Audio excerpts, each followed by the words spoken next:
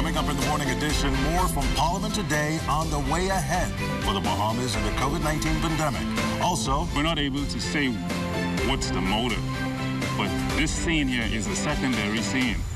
The primary scene is the scene in Elizabeth Estates. Police worked well into the night as the latest homicide scene unfolded in eastern New Providence. And they're used to human contact, they're used to human interaction. Get ready as the animals at the Adastra Gardens are once again reaching out for connection. All those coming up in the morning edition right after the break.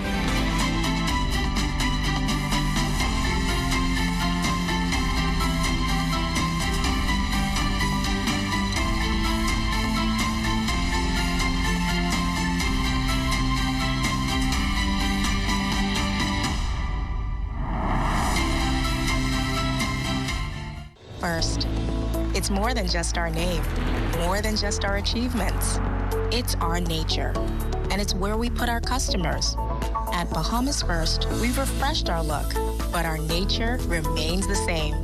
We design insurance solutions that protect our customers from life's uncertainties, whatever they may be. We equip you for the future so that you can recover stronger. Bahamas First, what's first for you comes first for us. We're here to help you. We're here to hold your hand. We're here to support you. I think it's everyone who sacrifices their life to serve the needs of others are all heroes. So we all just kind of get together and do what's right for our patients. The human connection is what bonds all of us. I'm truly proud to be part of the Pineapple family. What matters most is your health. Be proactive about it. Good morning, I'm Desmond Saunders. We have breezy conditions on the outside this Wednesday morning. A strong cold front is making its way south through the archipelago for the remainder of the week. Motorists should exercise extreme caution for strong winds, rip currents, rough surf, and high seas, overtopping seawalls, coastal roads, and beachfront properties in all areas where the cloudy, windy, scattered showers and isolated thunderstorms expected. Well, as you head out this Wednesday, let's get you caught up on your traffic commute with our Charles Fisher and the traffic team. The traffic report is sponsored by Bahamas First. First in insurance. Today, tomorrow.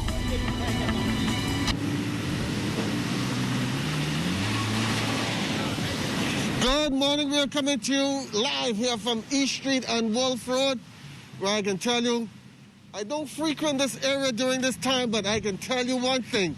It's very, very busy. School is not even opening. It's bumper-to-bumper traffic here on East Street and Wolf Road. And joining us as usual this morning is Sergeant Cressnier Johnson. And Cressnier, we've been out here for an hour. I did not realize this street was so hectic. Yes, but as you've seen this morning, we've had a number of the MAP trucks making their early runs, making sure that they get out before the regular traffic. So we just want to, again, advise those truck drivers. We received some footage that showed that some of them were conducting some dangerous driving behavior. As much as possible, when traversing the streets, we know they're usually out early in the morning, some late at night or in the wee hours, asking as much as possible to please, when you're on the street, be mindful of the fact that you're not the only street users. There are other road users, and these persons, everybody wants to get to their destination in a safe and a timely manner. Talking about street users, we're looking here at the stoplight section. One side is painted for turning, one side is not painted. We're seeing some people not even given the right of way. Yes. Well, in this area, we've noticed that before they used to have that section designated for persons that are turning. But as it relates to how it is now, we only can go based on how it is now. You cannot assume that this is an area where you're just going to turn. You have to follow the street signs and the traffic control light if it's in this area. So as it pertains for this traffic that's traveling east, there's a designated spot for drivers who are going to turn north onto East Street. So yes, we want to follow that precaution. However, you do not want to squeeze your way in front of those drivers that are traveling traveling east. So as much as possible, please be mindful. And if you're traveling in this area, you want to adhere to the street signs and the traffic control light.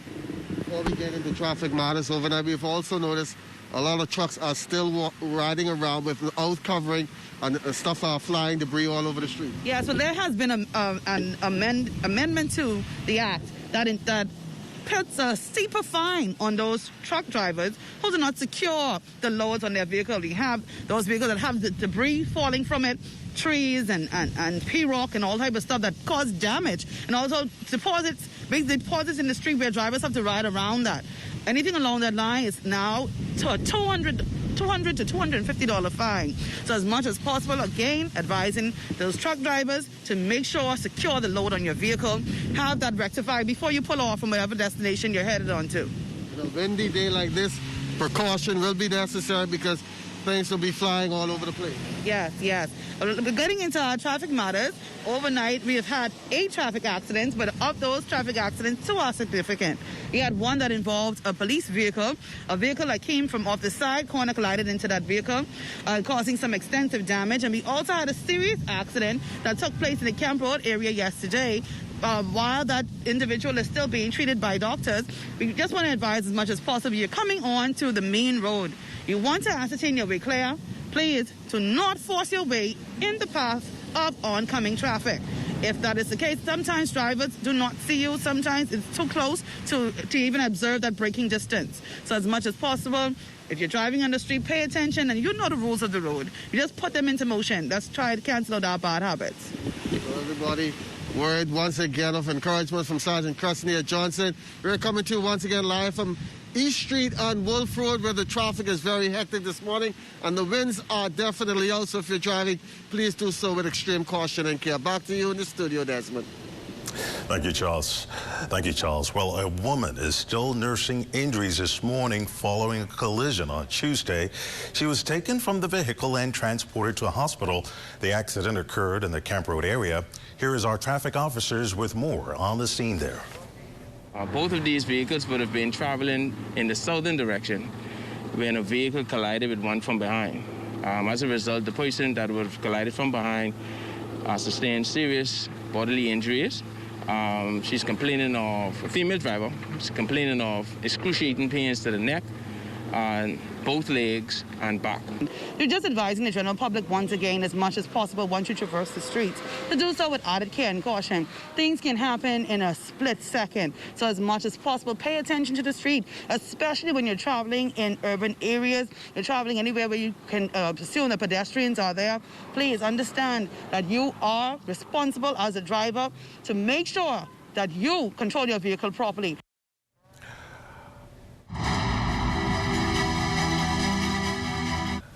Well, from traffic, we now turn to the top stories of the day. More to be revealed in about 2 hours on the way forward by the government on plans to further curb the COVID-19 pandemic. Prime Minister, the Most Honorable Dr. Hubert Minnis, will update the nation when the House of Assembly meets at 10 o'clock.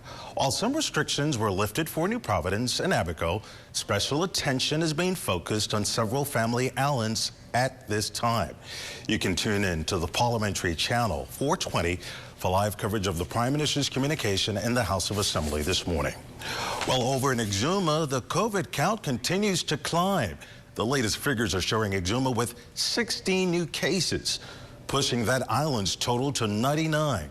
At the moment, a health team from the Ministry of Health is wrapping up a visit to Exuma today. While there, the group met with key stakeholders on the island, inspected government quarantine sites, hosted virtual meetings, and also identified local behaviors and practices. They're also expected to recommend a way forward to control the spread of the virus in Exuma. While also in Eleuthera, the Ministry of Health has taken a number of steps to support local teams on the ground there. Among the measures, use of enhanced equipment and personal protective gear available on the island. Quarantine sites are also being outfitted with uniform officers, and health education and outreach strategies are being implemented for the community at large. Well, an overnight shooting now. Detectives here in the capital worked late into the night to investigate a shooting incident that resulted in a homicide. The matter involved 2 scenes. The initial incident taking place shortly after 7 p.m. on Commonwealth Boulevard in Elizabeth Estates that hours later led to the Eastern Road. Police report that 2 men approached a residence on Commonwealth Boulevard when another vehicle pulled up behind them.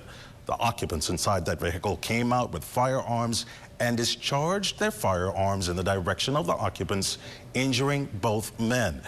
Police press liaison Assistant Superintendent Audley Peters was unable to provide a motive for the incident when questioned by reporters on the scene, but did provide these details.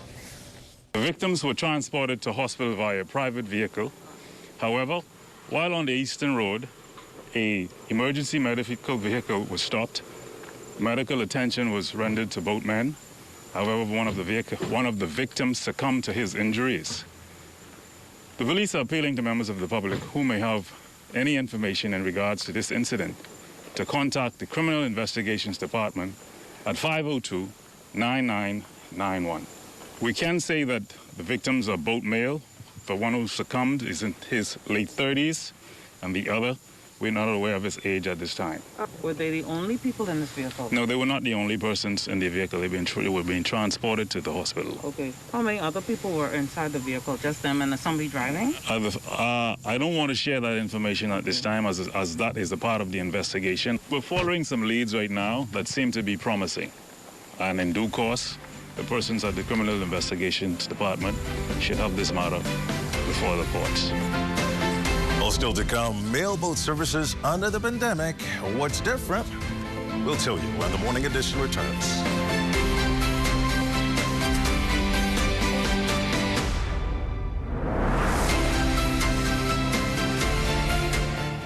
During this pandemic, it is our duty to ensure that all citizens, residents, and visitors are adhering to the COVID-19 safety protocols. Every business establishment must have distance markers 6 feet apart, indicating where each customer must stand at check-in points. Have a hand sanitizing station visible at the entrance of the store for all customers to sanitize their hands before entering the store. I am Ambassador Latario Farrington of the COVID-19 Enforcement Unit. Save a life that may be yours. This message brought to you by the Ministry of National Security in conjunction with the Broadcasting Corporation of the Bahamas. Androsia is not as indigenous to the Bahamas as you may think. It was actually the idea of a Canadian visitor. In 1970, when it was apparent that the Bahamas would achieve their independence from Great Britain, there was much idealism on the lips of many. In the midst of the enthusiasm about independence, Canadian Rosie Birch was aware of the number of Bahamians who were seeking work, especially women. It was then that Rosie conceived the idea for Androsia. Starting in old bathtubs at Small Hope Bay, the business grew and eventually moved to the warehouse behind the old Lighthouse Club. During the early years of Androsia, the wife of Prime Minister Pindling supported it heavily.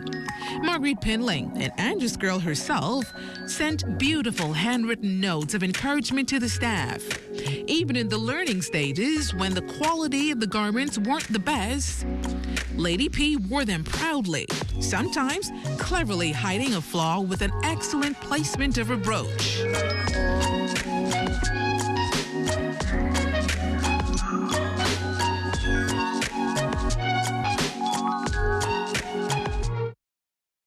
Hey, have you heard? ZNS is everywhere you are when you download the new ZNS app.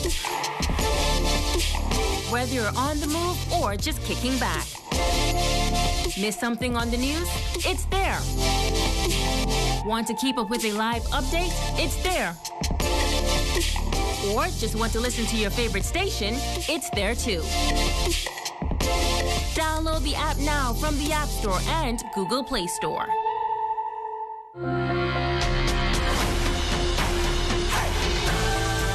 Welcome back. Well, as you know, the Port of Ski Dock is the main hub for mailboats that transport and deliver goods to and from the family islands. But the facility is expected to get an upgrade next year. Assistant Port Controller Frederick Rogers says the upgrades to the mailboats docked at Porter's Key will make waves as all boats will follow COVID-19 health and safety protocols. The inspections are ongoing now because all the vessels, their licenses expire on the 31st of December. And prior to them receiving their license for 2021, they must take and pass the inspection for that. So the sanitizers and stuff like that is a new thing for them now. Make sure they have the sanitizers and other PPPs is a new thing because we just got this pandemic starting in March, and so now this is a new thing. So, but they're complying for the most part. Rogers is also reminding the public to follow the system in place when delivering goods to the various mail boats. Persons believe that they have to park right onto the boat that they are shipping their stuff on, whereas we have parking lot available for them. They can park them, and we have some porters that would take their stuff to the vessel. But now when they feel like they have to go right into the vessel, it will cost that. And like I said, if they package their stuff before they get here, then we would have a better control of the traffic. The adverse effects of the COVID-19 crisis in the Bahamas led to scores of residents seeking mental help. Clinical psychologist and director of psychological services at the Sandlands Rehabilitation Center, Rochelle Baston, says high rates of anxiety, depression, and acute stress were some of the mounting problems diagnosed at its outpatient and counseling center on Collins Avenue. So initially, also those numbers were, they didn't see an increase in the beginning, but during the second wave, and people were, beginning to experience some of the impact of the lockdown, the lockdowns, the shut-ins, the not having everything available to them that would have been there before, and some of the anxiety related to the virus and the illness itself. And so, yes, they have started, I can't give you numbers, but certainly there has been a noticeable increase at the outpatient clinic. Now, part of that is also because we have had a lot of the other clinics that would have operated at other locations, like the Princess Margaret Hospital, for instance. Those were relocated, and a few of them were relocated to that setting, and so that would have also contributed to the increase at the outpatient level. Now, to meet the huge demand for counseling services, the psychology department at the Sandlands Rehabilitation Center introduced telepsychology counseling through Zoom and other virtual platforms. Also, counseling services at the Sandlands Rehabilitation Center were transferred to several of its community clinics. So there's been a lot of requests for stress-related conditions, acute stress reactions, because remember, we were just coming off of dealing with the aftermath of Dorian, and so stress levels were already high. And so people were already seeking intervention and somebody to talk to because of the high levels of stress that they were experiencing secondary to Dorian. So once some of the restrictions were lifted and people were able to, had access to move around more, then they started showing up, or they started calling the helplines. Because the other thing that we did in the psychology area was to partner with the Bahamas Psychological Association in the provision of helplines that people can call, including a Creole line that people can call to say, to share, to talk to somebody, to say what they're going through. This week, we introduce you to Sally Venturin and her so-called army, which since April has moved through a number of communities over the hill, providing residents with food, clothing, and other assistance. Lloyd Allen concludes this series with a look at a surgeon who has also enlisted his services to residents in those areas. In this third of a three-part series on local NGO Family Help and Support Foundation, we continue the conversation of community restoration and support with surgeon Dr. Shrikant Karakapathy, who says he was inspired by the effort of Sally Venturin to assist the estimated 100 families weekly.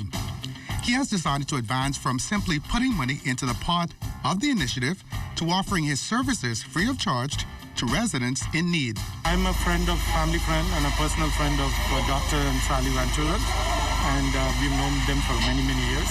And when Dr. and Mrs. Sally Venturin started this organization, I initially was a donor in my late son's name, but then I decided I was going to come and volunteer with her every week. Dr. Karakapathy says every week it's different. The general practitioner gladly gives of his time to help those who otherwise may not be able to afford regular medical checkups or, in some cases, medicine for their ailments. So I come and do the walkabouts, and we try and assist people who are in need of these things. This resident from Quaker Street area says in addition to the medical aid, food, clothing, and reliability from the NGO has continued its efforts since early April, something that reminds residents that they are not alone. You get like corned beef, tuna, the regular canned goods, soup, Kraft dinner, you get noodles, you get water, rich for your health. During the COVID and the pandemic, it's like really rough for ghetto people, especially when you ain't working and you have kids and whatever else. With most residents unwilling to speak with us due to the nature of their circumstances, unanimously, they agreed that the efforts week after week from Sally Van Toren and her team have made a world of a difference. Comprised of drivers, distributors, law enforcement, and giving hearts, Sally and her volunteers continue to represent resounding hope for challenged residents simply hoping to hold on to hope long enough to make it beyond current economic restraints. For the morning edition, Lloyd Allen, ZNS Network News. Well, the Adastra Gardens has been a haven for many animals and a popular spot with tourists for decades. But like many businesses during the COVID-19 pandemic, it has been hit hard. Here's a story for you this morning. Hello. Good girl. One more time. Hello. Hello. Good.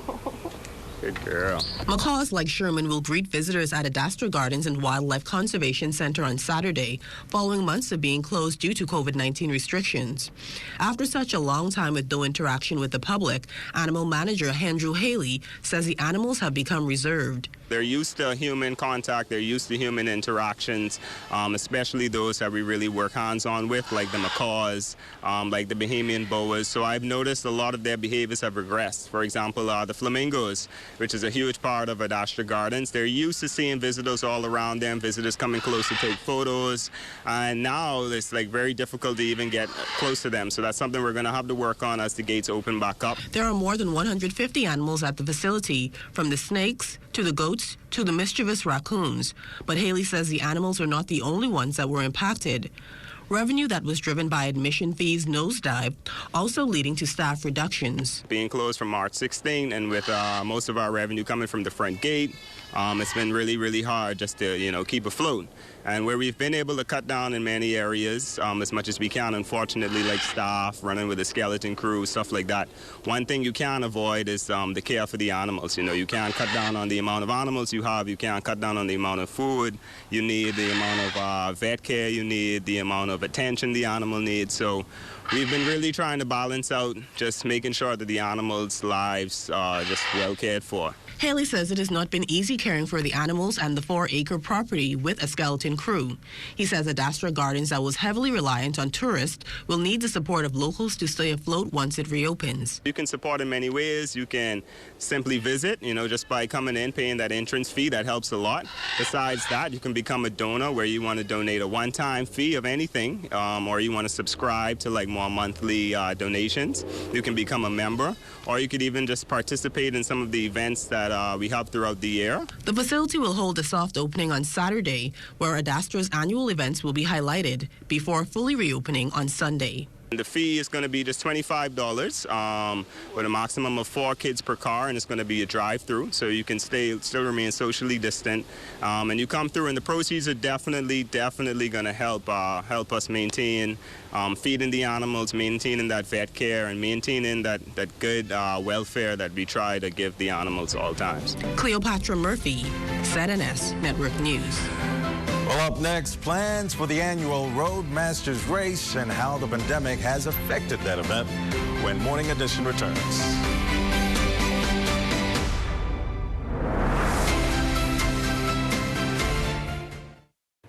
I have been married for umpteen years, and I can tell you, you have to compliment your spouse. You tell her what she wants to hear. You give her what she wants. You show her unconditional love. Friends, family and hasta gumpa, friends, family and hasta gumpa, friends, family and hasta gumpa.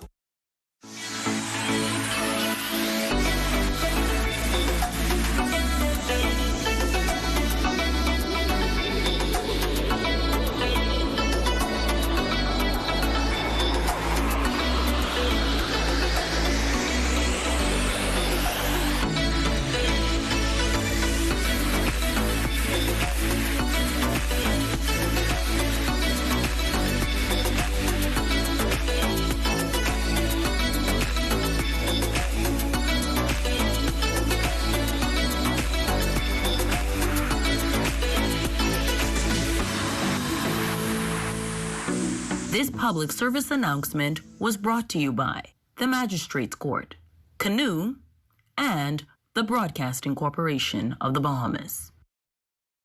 What I love most about working for the Bahamas tonight is that we don't only focus on New Providence. We cover the entire Bahamas. We have a team here in the Northern Bahamas that is ready to bring you the stories, the people, and the news that matter to you. From point A to Z, from covering hurricanes to elections and everything in between.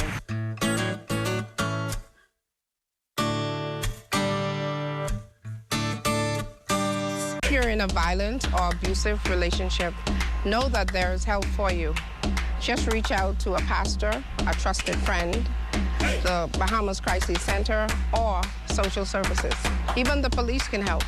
We don't like to talk about violence against women, but we need to have that conversation.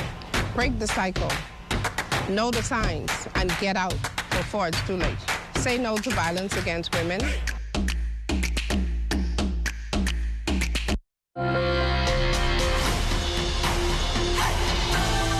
International running communities have had to adjust how road races are organized due to the pandemic. And this year, the Bahamas Road Masters will conduct their Bahamas Half Marathon a bit differently. Charles Fisher has more. Into its 8th year and coming off its largest field of competitors in 2019, President Marcel Major and the more than 70-member Roadmasters Running Club was looking forward to another stellar race. So we were expecting a even better race than last year. Last year was just phenomenal. But unfortunately, COVID had its own plans, and we had to abide by the COVID plans. We had to reduce the amount of people that we had projected for our race. Last year, we attracted about 700 to 800 participants. This year, we reduced it based on the pandemics to about half of that.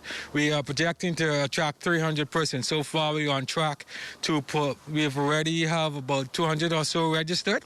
This year will be quite unique, as the event will be held virtually and actually got started on Monday of this week. Because of the pandemic and following the protocols, it allows you to run wherever you are, whenever you want to in the world. And so we've invited the Bahamian public and those around the world to partner with us and participate in our race. We allow people a full week to run the virtual race, and it's 13.1 miles, which is a half marathon, and it's a 10K, which is 6.2 miles. Got until Sunday the 22nd to register and run. To register, all one has to do is go on the Half Marathon Bahamas website. They download an app to their running app to their phone, or use their watch, take pictures of it. Even though it's a half marathon, we request that you run it in one session. Some people were asking, well, can I run 10 today and run the other 3.1? No.